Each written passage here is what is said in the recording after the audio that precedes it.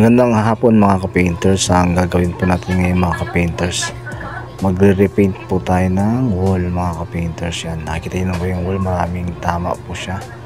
Papalitan po natin siya ng mga kulay mga ka-painters. Itong video nito mga ka-painters para lang sa mga gustong mag-DIY or gustong mag-repaint na kanilang mga bahay, room, office, etc.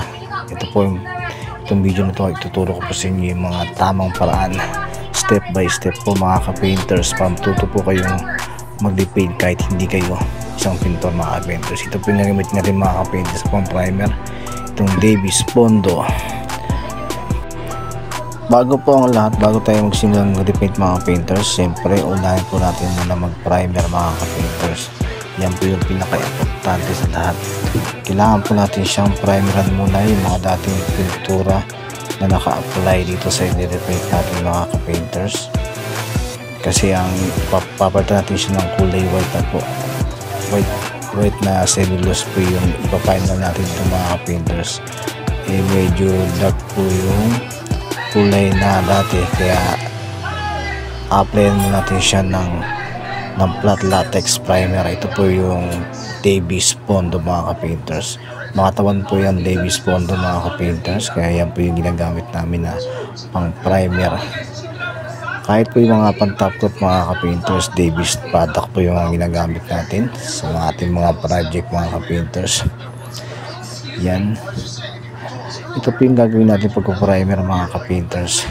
Dalawang coat po ito mga ka-painters. Sa unang pagpa-primer mga ka-painters, paprimeran natin siya nung una, tapos kapag may makikita tayo mga diferensya, mamasilyahan natin, tapos pagpa-primer ulit tayo mga ka-painters. Yun po yung dalawang primer na sinasabi ko na gagawin natin dito sa ating i-repaint. Sundan lang ang aking step by step sa aking video kung paano mag-repaint ng wall. Tiyak kahit hindi ka isang pintor, makakapag-repaint ka ng inyong establishmento.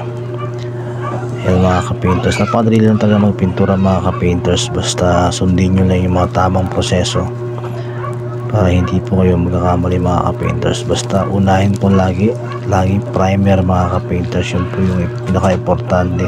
Kung magpapalit po kayo ng ibang kulay, kailangan po talaga mga ka-painters ay mag-primer po muna tayo. Ito po mga ka-painters, natapos na po natin siyang primeran. Naka first coat na primer po natin dyan mga ka-painters. Napakaputi na po talaga, basta po Davis Bondo mga ka-painters. Astig na po yan.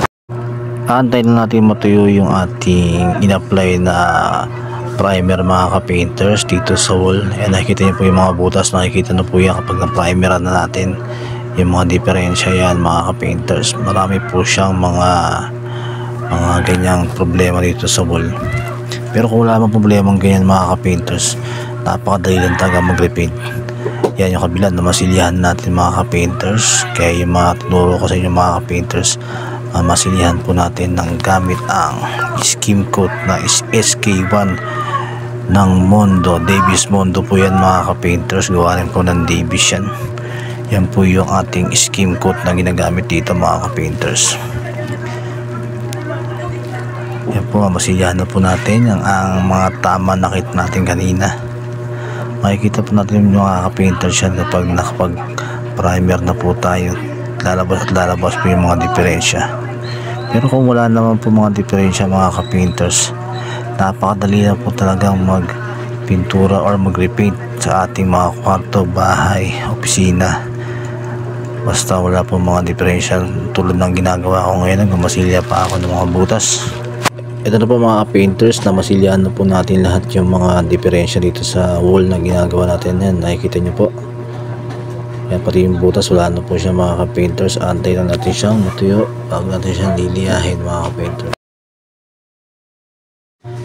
Ito na po mga painters, natuyo na po yung ating masilya. Liliyahin po natin siya ng lihan na 150.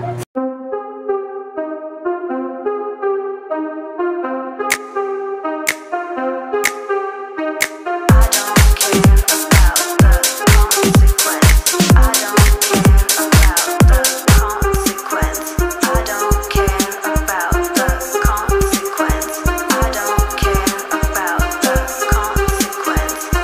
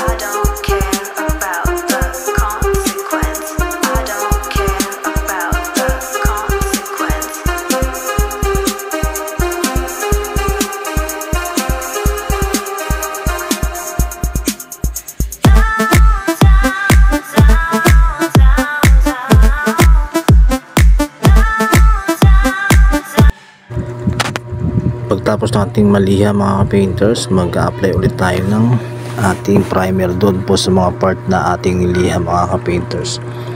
Yan po. Tapos pagkatapos po yan mga painters na primeran natin yung mga part na naliha natin, bubuhin ulit natin siya ng isa pang primer mga painters para puting puti bago tayo mag-apply ng ating top coat mga painters.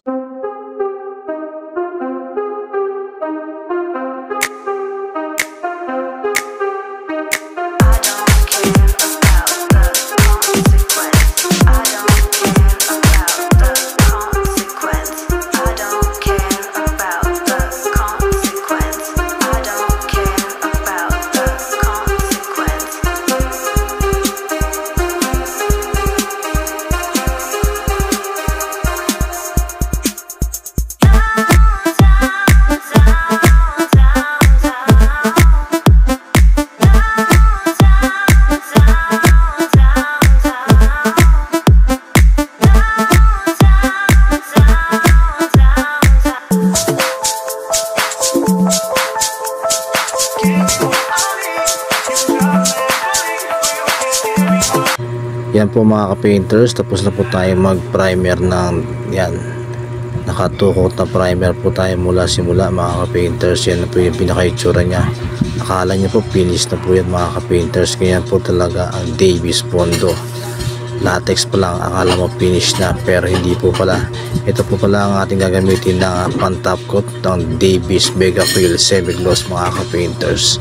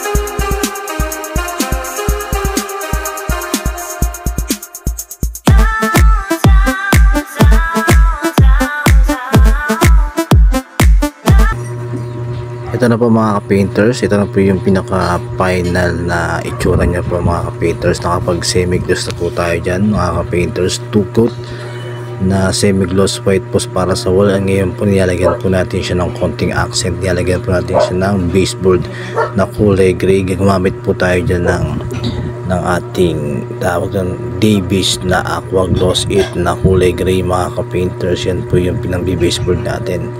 Yan mga ka-painters, nakita nyo naman kung gaano kaangas yan. Yan o, kanina mga ka-painters, napakadumi po talaga ng wall na yan. Ngayon po talaga hindi mo masasabi na magagawa na ng paraan mga ka-painters. Ito po kaya po talaga itong gawin na kahit po sino nag-DIY, kaya po talagang mag-repeat pa, sundin lang po yung bawat step na ginagawa natin mga ka-painters. At maraming salamat sa panonood ng aking video tutorial about sa pag-repeat ng wall.